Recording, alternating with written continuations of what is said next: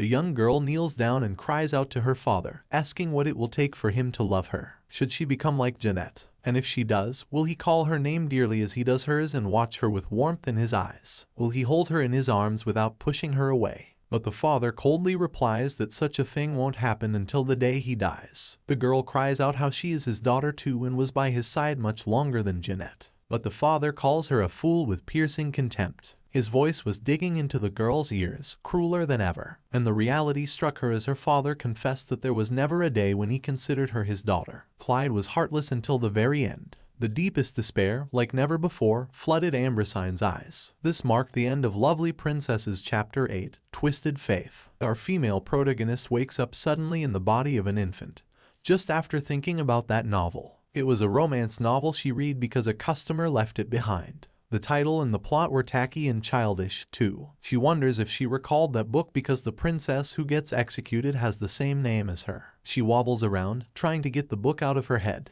A maid nearby watches her struggle with the rattle and tells her not to be a nuisance. She picked it up from the ground and gave it back to Ambrosine without even wiping it. This makes Ambrosine wonder if she is belittling her for being an outcast of a princess. She continues fussing, to which the maid lays her down and goes away. Ambrosine still hasn't gotten used to her small figure. She went to sleep after taking some sleeping pills, and she woke up to all this. And to top it off, she is a princess. The maid soon comes back and gives her the rattle back, saying they don't have the budget to give her more toys. She also tells Ambrosine that she won't coddle her if she starts crying, as she's busy right now. Ambrosine notices how rude she is, but she guesses not every princess is treated as one. After being an orphan in her previous life, it was nice to be reborn as a princess.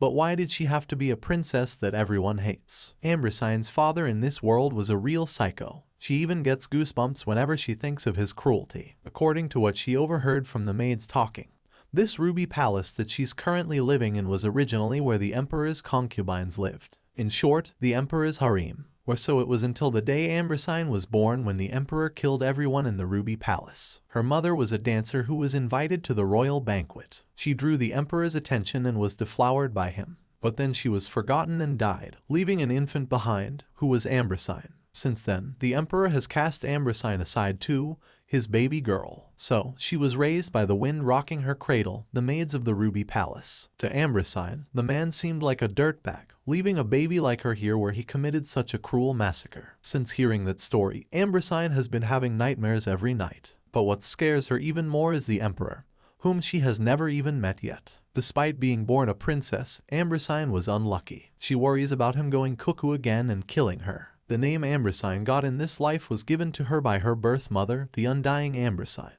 It was quite an extravagant name for an outcast like her. It's the same name as the ill-fated princess in that romance novel she read, Lovely Princess. Ambrosine, whose name means immortality, is supposed to mean her mother wanted her to live a long and prosperous life in the emperor's care. Unfortunately, Ambrosine from the novel faces a tragic death at the age of 18. And by her father, the emperor himself, no less. Moreover, the maids of Ruby Palace belittle her as an outcast, probably because the emperor never came to see her. Only Lily is worried about her. But Ambrosine wasn't resentful. Rather, her goal is to stay a forgotten princess, out of her father's sight, for as long as she can. She'd be set for life if she ran off with some ornaments from this room, so she hopes the emperor forgets about her. A maid exclaims how His Majesty doesn't even think of Ambrosine. But she's surrounded by such luxuries. Ambrosine agrees because, no matter how bad she gets it, it's still the life of a princess. She is going to grow big and strong, steal some gold, and run off. But first, she must try getting out of the crib. Soon, Ambrosine could crawl around the carpet with ease. She crawls around, looking for gold. Thinking the princess likes sparkly things, she agrees to bring her a new one. The palace itself was luxurious, but due to the dwindling budget, she never got much to herself. Ambrosine's day in the Ruby Palace was peaceful. She was nervous at first, but when she didn't hear from the emperor for months, she thought he really must have forgotten about her. Even those who were always on their toes seemed to be at ease now. But with time, Ambrosine begins to notice some trinkets disappearing from her room. One day, Lily reads to Ambrosine about sorcerers. The sorcerer of the tower has the strongest powers among all the sorcerers in existence. The idea of sorcerers in this fantasy world excites Ambrosine. Lily continues reading that the sorcerer of the tower was so powerful that he could easily bring an empire to ruins. For that reason, they freeze their own hearts because such powers could be used for trivial things if passion overcame reason and emotion overcame rationality. There are theories that the sorcerer from the tower destroyed the kingdom before their Obelian empire. Ambrosine sees a man's picture in the book and points to it. Lily reveals it's her father, and Ambrosine begins smacking the book to where that damned blonde bloke was. The current emperor of the Obelian Empire is the hero who brought an end to the tyrannical, devil-worshipping king before him. But Ambrosine only sees him as a scumbag. Her father, His Majesty Claude de Alger Obelia. As soon as Ambrosine hears the name, she is dumbfounded. The emperor's name was the same as the emperor in that book. Plus, she has the same full name as the princess from that book. Ambrosine gets shivers down her spine. She tries recalling the novel's contents. Lovely Princess is a romance fantasy novel that was a big hit online. As the title suggests, there are lovely princesses in the book. Among the two princesses of the Obelian Empire, the protagonist is the second princess, Jeanette. The princess is a beautiful lady with an angelic heart, and she is beloved not only by her nation but by the whole continent. And among those who adored Jeanette was her father, Emperor Claude. To his people, he is praised as a hero and a savior of the nation. But in truth, he is a heartless man who killed his elder brother, the proper heir, and sat himself upon the throne. Jeanette was the kind of person who could melt the heart of even a cold-blooded man like him. Claude only learned of Jeanette's existence when she turned 14. Her mother was Claude's fiancée. After enraging him and losing her place as the bride-to-be, she died while giving birth to Jeanette. Jeanette's aunt tried to protect her niece from Claude by hiding her away in the care of the Alpheus family. After realizing her existence, Claude is cold towards Jeanette at first. However, the princess eventually managed to melt the cold, icy fort that was Claude. Supported by her father, the emperor, she was married to Prince Alpheus, the best man in the empire fit to be a husband, and lived happily ever after. To Ambrosine, the whole plotline was cheesy, and she wonders what happened to the first princess, Ambrosine. She was the firstborn and the same age as Jeanette. Ambrosine's existence was announced to Claude the moment she was born. But he leaves the child in the palace for concubines, due to which Ambrosine grows up to be a fragile princess, always on edge. The first time she ever sees her father is on her 9th birthday. Led by the lights and the noise of the banquet, Ambrosine leaves the Ruby Palace late that night, where she meets Claude in the garden of the Emperor's palace. But of course, Claude turns away and leaves, uninterested. But to a girl like Ambrosine, who's never received any affection, this was quite a fateful encounter. She tries with all her might to be loved by her father, thus growing up into a beauty with both skill and grace. And on the day of Ambrosine's debutante, when she turned 14, her dream got shattered into pieces. Ambrosine, with her gloomy and foggy disposition, and Jeanette, bright and cheery as the sun. Perhaps it was inevitable that everyone loved Jeanette more than Ambrosine. Instead of being jealous of Jeanette, Ambrosine teaches her the ways of the palace. But she ends up losing the very thing she ever wanted. Jeanette, her father's love. On top of everything, the poor princess gets killed by her own father after being accused of putting poison in Jeanette's glass. She was framed by Jeanette's aunt, an elaborate scheme to make her niece the first heir to the throne. But it was unnecessary, considering Claude didn't give Ambrosine a single thought about the seat in the first place. On the contrary, Ambrosine would have gladly drunk the poisoned glass herself to save Jeanette, and avoid her father being sad. It was all because Ambrosine was a poor, foolish princess. Ambrosine was killed by Claude before she was found guilty. It was her 18th birthday, exactly 9 years after the day she met him for the first time in the garden. Eventually, the truth was revealed, but Claude never felt an ounce of guilt or regret for killing his first daughter. Jeanette suffers from guilt until she is comforted in the arms of her fiancé and puts the ordeal behind her. Our protagonist just doesn't get why Ambrosine had to die such a meaningless death. It's not that she really liked Ambrosine, but she just can't stand by and watch. But now, it seems she has become that very Ambrosine. Annalise begins to wail in frustration. Lily hears the princess and runs to her to coddle her. Lily York is the only person in the novel who claims Ambrosine is innocent. And for that, she also gets killed at the hands of Claude. Despite being aware of the Ruby Palace incident, she still volunteers to become Ambrosine's nanny. The reason was Ambrosine's mother. She always admired how Diana's spirit was as free as a bird. But Diana died right after giving birth. Lily doesn't get what's wrong with the princess and tries her best to console her. But Ambrosine now knows she needs to make haste and leave the palace as quickly as possible. Time flowed like water, and soon, Ambrosine turned 5 years old. After years of effort, she has turned the maids to her side, who now have come to adore her. She doesn't want them to be against her, and she has come to realize she wasn't imagining things when she noticed the fineries missing from her room. Everyone in the palace is of noble blood, but the people of Ruby Palace are not really from the noblest families. They only looked out for themselves at first, but as time went by, they eventually realized Clyde had no interest in Ambersine or the Ruby Palace. Ambersine was as helpful as a scarecrow in a field, as they pecked at the Ruby Palace's budget little by little. Ambersine was the only one there, so they had nothing to be scared of. They became so bold that they were stealing jewels and ornaments from the walls. All this concluded with Lily fighting with the head maid on Ambersine's behalf. But the fineries the maids returned when they left the palace never made their way back to Ambersine. On the bright side, she got to hide a lot of goodies without Lily getting suspicious. Ambersine goes out to pick flowers out in the garden. The Ruby Palace is known for its beautiful scenery, but it doesn't seem like a good place to raise a kid.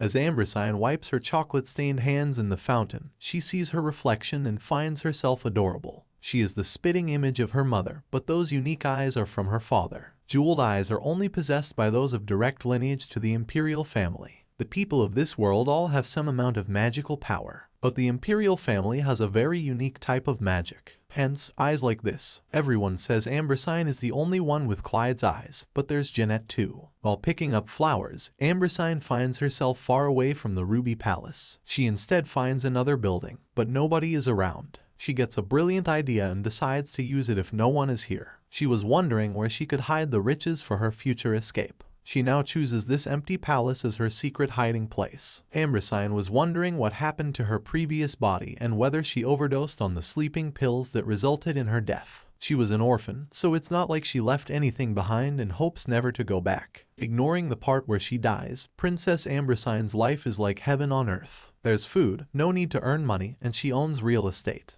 And maybe it's because she was reborn, but learning the language wasn't difficult either. This world doesn't seem to teach reading and writing at an early age. So, when Ambersine wrote down some letters, she was praised as an intellectual, and thus came forth her early education. While Lily leaves her the next time to get some milk for her, Ambersine takes the opportunity to take out her riches from under the bed. She then struggles to bind them to her little legs. She had heard the whole palace would be cleaned soon, so she couldn't afford to lose her pretties. It's heavy, but she has no choice and has decided to go back and forth a few times like this. After Lily puts her to bed for a nap and leaves, Ambersine discreetly sneaks out without anyone noticing. She pants as she dashes towards her secret hideout. She knew hiding it inside the building would be troublesome, so she decided to hide it under a tree. However, she doesn't have anything to dig with, and if she gets caught with dirty hands, Lily will find out. She then decides to keep the stash hidden and come back tomorrow to bury it. She could ask Hannah for a toy shovel, too. Ambersine runs back at full speed and makes it too bad, puffing frantically before Lily can enter her room. Lily notices how she is sweating, to which Ambersine says the room is hot. Lily observes how summer has arrived and decides to put up the curtains tomorrow. After that, Ambersine ran out of the Ruby Palace a few more times, once every few days, so she didn't get caught. Though she is happy with how she's living right now and wants to stay like this forever, within these walls lives a ticking time bomb named Clyde. So, these pretty things were her backup for that dreaded day. This time, Ambersine decides to head towards the building and, as usual, doesn't see a single soul. She finds the palace adorned with gold pretties, unlike her marble palace. She decides to sneak one, unaware of someone approaching him. Ambersine flinches in surprise as a man coldly asks what a filthy bug is doing in his palace. Ambersine turns around to find a man standing there with his knight. She drops her stash in surprise, which reveals her pretties. The man's jeweled eyes and face make her realize he is none other than Claude de Alger Obelia, and Ambersine's face turns pale. Seeing Ambersine reminds Clyde of the dancer from Ciudadana, and he remarks that she looks like that wench. Ambersine panics and wonders what Clyde is doing here, considering she must meet him when she's 9, not 5. Clyde lifts her chin, saying it doesn't matter where she came from. He says he remembers that wench named her Ambersine, making her heart pound louder than ever. Clyde continues, saying that back then, she was a tiny bug that couldn't even lift its head. In the Obelian Empire, a name related to immortality is only permitted to an official heir to the throne, and it can only be granted by the emperor himself. On the day of the Ruby Palace massacre, Clyde was planning to kill Ambersine, but the heir's name that Diana gave her daughter seemed amusing to him, and he wondered how long she could live in accordance with its name. Claude crouches down to her level, remarking that she has grown a lot. Ambrosine trembles, wondering why he is paying attention to her. Just then, another sack of Ambrosine's pretties untied from her thigh and dropped to the floor. All eyes turned to it, and Ambrosine eyes widened as she saw her numbers 7 and 8 bags roll away. Claude cracks a fallen ruby below his feet and picks up Ambrosine. He glares at her curiously and comments that she's heavy and has chubby cheeks. This makes Ambrosine pissed, and she curses at him internally. Claude then asks what she is doing in his palace, shocking Ambrosine. She definitely did not know this was his palace, one that was even humbler than the Ruby Palace. She realizes that the reason 9-year-old Ambrosine entered the Emperor's palace was because it was this close. Claude glances at the gold angel statue where Ambrosine previously bid on it. Claude's knight, Felix, remarks that she might have thought it was a toy. Ambrosine wonders if she is going to die because of that. However, to her surprise, Claude tosses her towards Felix, saying she must have wandered off during playtime and telling him to carry her. He then remarks that he should have tea with his guest. Ambrosine is confused as she sits with Claude to have tea. Claude mentions that it is boring because she is unable to speak. Fearing for her life, she smiles at him, saying she can talk. Claude asks why she was quiet until now, to which Felix whispers to him how little girls of the princess age are known to be very shy. Claude makes Felix leave and turns to stare at Ambrosine. He mutters how Ambrosine's mother must have been ripped to shreds if she were alive for giving such a name to her daughter. It was because it was something that even Claude, the emperor, couldn't receive. Obelian emperors are granted names that mean eternity or immortality. The manes are given to the official first heir to the throne. Therefore, Claude, who is not the empress' son, could take the throne by force by killing his brother, but he would never be granted the name of an emperor. So there is a good chance Claude may feel frustrated by her name and kill her. But Ambrosine has zero interest in the throne. Claude asks her to eat, saying that if she doesn't, he will have no choice but to punish the cook. Ambrosine trembles and begins eating despite feeling nauseous. She forcefully smiles, saying it's yummy. She just wants to go back, scared of the devil before her. Claude asks who taught her manners, and she reveals Lily. She becomes startled as Claude reveals he knows Lily York. 5 years ago, she stepped in front of him, requesting that she be allowed to take care of her. And so, the only 2 people who survived after getting in his way were Ambrosine's mother and that wench. But Ambrosine doesn't respond and quietly eats. Claude then asks if she knows who he is, making Ambrosine tremble in fear. And she knows it's best not to take her eyes off him. She thought it was odd of him to bring her here. It was probably on a whim, an opportunity given as a prize for drawing his attention. This is a test to decide whether to let her live longer or to have her killed. Maybe 9-year-old Ambrosine was tested by Claude as well and is just not depicted in the book. She wonders what to do for a while and then questioningly blurts out, "Father." Let it be known that she has dug her own grave. But to her surprise, her response wasn't an epic fail like she had thought. She thinks of Jeanette being loved by the man and decides to draw his attention. She then calls him Papa. Claude remains silent at first. Ambrosine smiles at him, calling him Papa again. Ambrosine managed to survive. But the Ruby Palace was thrown into chaos since she wasn't in bed like she should have been. Imagine their surprise when Ambrosine returned in the arms of the Emperor's royal guard. And the Ruby Palace's maids glared at Felix as if he were a kidnapper. Ambrosine doesn't help him since he left her alone with Claude. But her eyes widen as Felix reveals that His Majesty will come to visit Princess Ambrosine soon.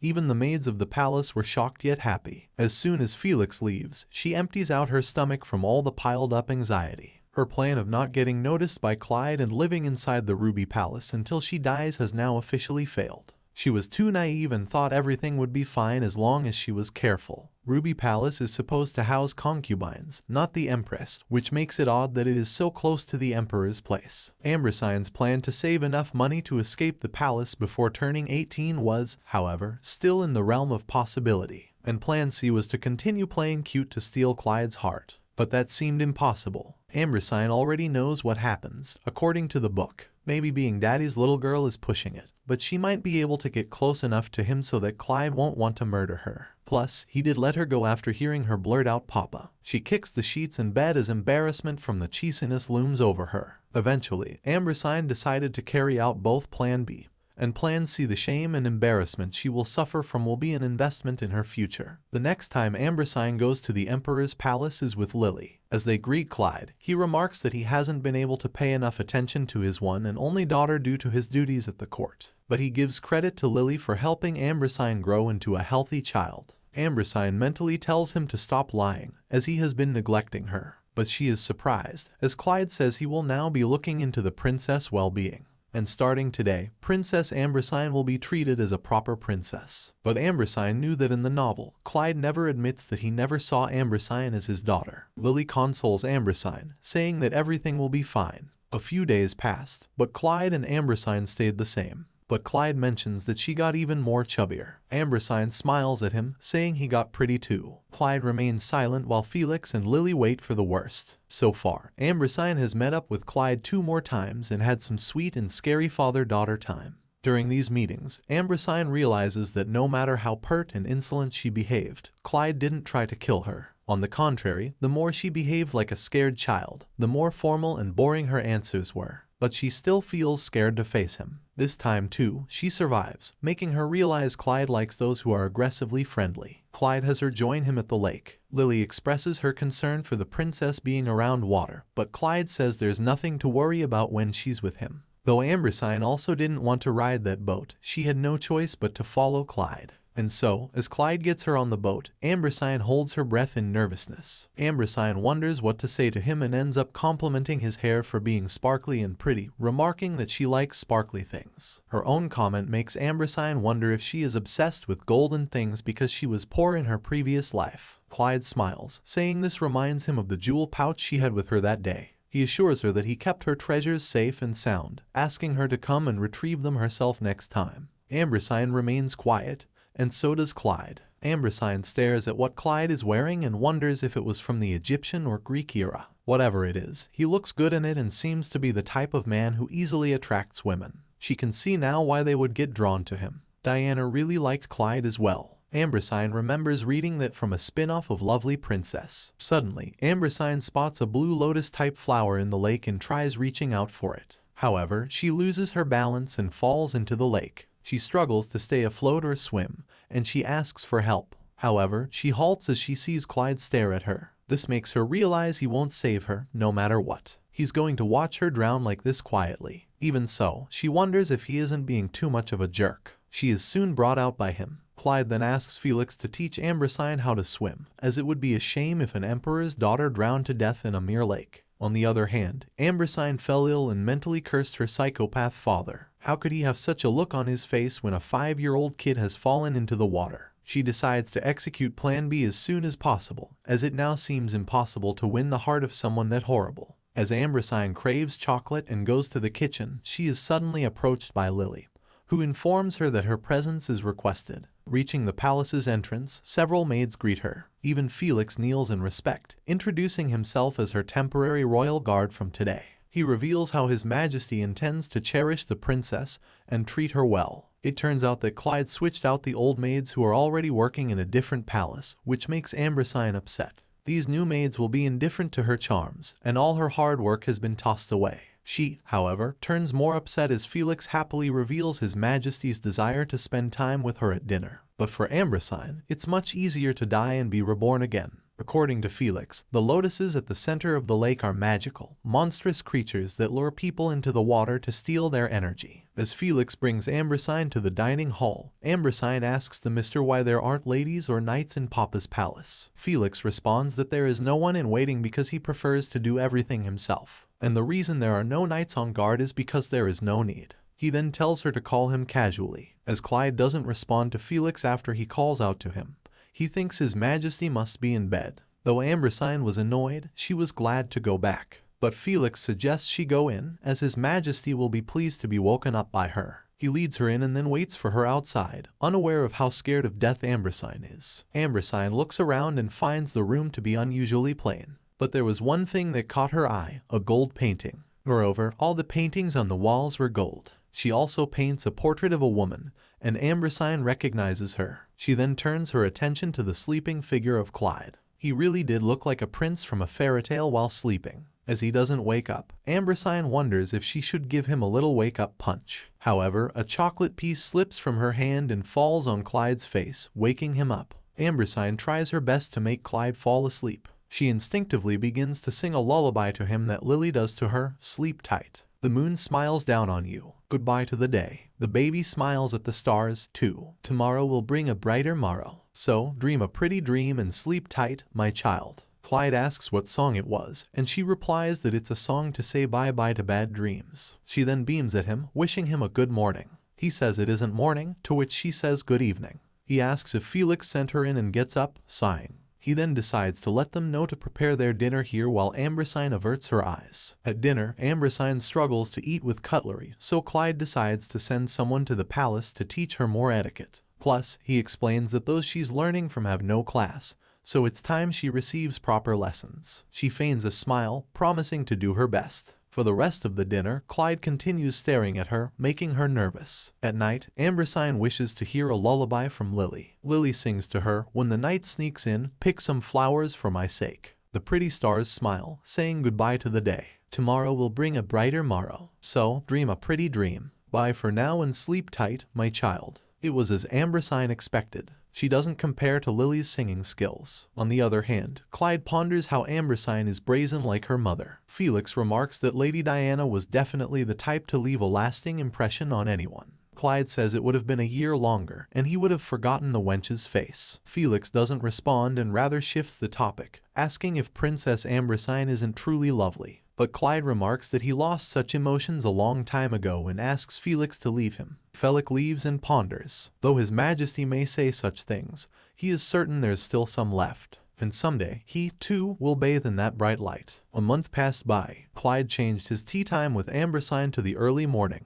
It was 10 a.m., and Ambrosine adorably greeted Clyde, who didn't respond. But Ambrosine has an unbreakable will. She continues playing cute while Clyde remains unresponsive. Ambrosine notices how he looks tired and is always sleeping. She notices the drink in his hand and fusses that he wants what Papa's having, despite Felix explaining it might be too strong for her. But Clyde agrees to give it to her. Ambrosine thinks it smells nice, and she likes the drink, exclaiming that it feels like flowers are blooming inside her mouth. With this one comment, both Clyde and Felix's eyes widened, and they stared at her. Felix sighs, saying it's called lip tea. His Majesty enjoyed it as well, and Lady Diana also enjoyed it, having said exactly what Ambrosine just said. He continues that Lady Diana was the reason why His Majesty started to enjoy lip tea, whose main ingredient is sanu, which only comes from Siadama. But he gets interrupted as Clyde asserts he has no such memories and glares at Felix, remarking that he is surprisingly chatty today. He then tells Felix to leave them and tells Ambrosine to drink milk, as she's too young for tea. The scene shifts to Ambrosine drawing Felix, Lily,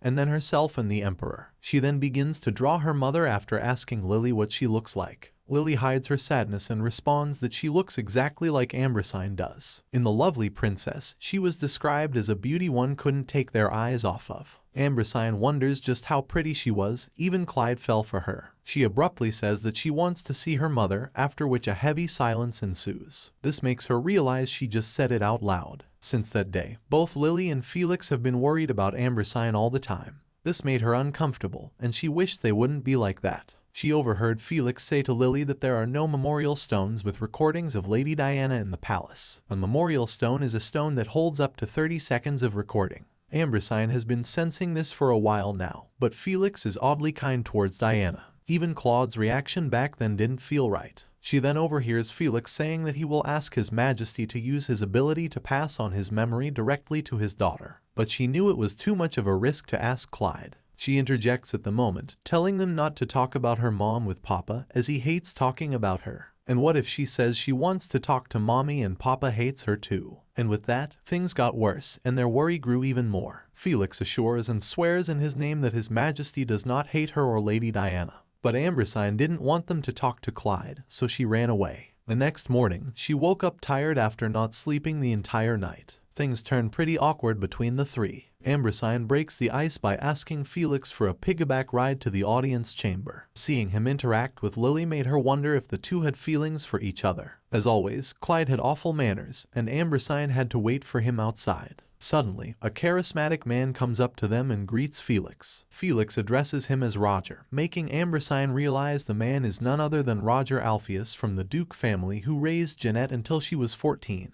And was also the father of the love interest of Aegil Alpheus. Roger Alpheus was quite an ambitious man, and he lived a very successful life with Jeanette. He greets Ambrosine after taking note of her, who calls her Mr. White, remarking that he looks like a white dog. She offers him candy too, But when he reaches for it, she pulls her hand away while Felix holds back his laughter. They then leave to meet Clyde, and Ambrosine waves Roger goodbye. They greet Clyde, and when Felix reveals how they met Sir Roger outside, Ambrosine says that he looks like a white dog. This makes Clyde smile, but he hides it. Ambrosine runs to Clyde and is mesmerized to see the gold throne he sits on. Felix suggests that Sir Roger's son be Ambrosine.